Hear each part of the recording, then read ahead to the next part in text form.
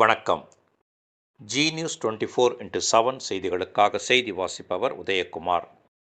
ஒரக்காடு கிராமத்தில் வேன் மோதி watchman, driver உடல் நசுங்கி பலியானார்கள். உயிரிழந்த வாட்ச்மேனுக்கு இழப்பீடு வழங்க கோரி கொரியர் நிறுவனத்தை முற்றுகையிட்டு உறவினர்கள் போராட்டத்தில் ஈடுபட்டனர். திருவள்ளூர் மாவட்டம் சோழவரம் ஒன்றியம் ஒரக்காடு கிராமத்தில் கொரியர் நிறுவனம் ஒன்று இயங்கி வருகிறது. இந்த கொரியர் நிறுவனத்தில் இதே கிராமத்தை சேர்ந்த பிரபு, வயது 50 என்பவர் வாட்ச்மேனாக பணியாற்றி வந்தார். இந்நிலையில் நேற்று இந்நிறுவனத்திற்கு கொரியர் பொருட்களை ஏற்றிக்கொண்டு வேன் ஒன்று வந்தது.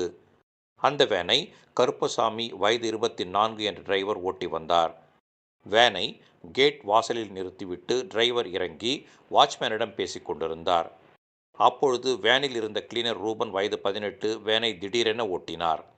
இதனால் கிளீனரின் கட்டுப்பாட்டை இழந்த வேன் எதிரே நின்று கொண்டிருந்த வாட்ச்மேன் மற்றும் டிரைவர் ஆகிய இருவர் மீதும் கண்ணிமைக்கும் நேரத்தில் மோதியது.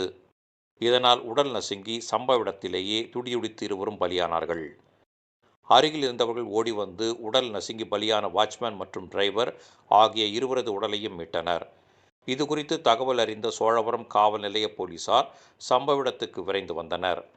பலியானவர்களின் உடலை மீட்டு சென்னை ஸ்டான்லி ஆஸ்பத்திரிக்கு பிரேத பரிசோதனைக்கு அனுப்பி வைத்தனர்.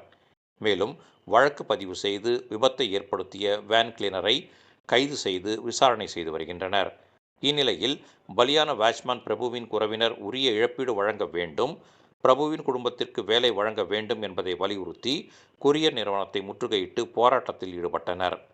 இதற்கு தீர்வு கிடைக்காததால் கொரியர் நிறுவனத்தின் வாசலில் பந்தல் அமைத்து போராட்டத்தை மேற்கொண்டு வருகின்றனர்.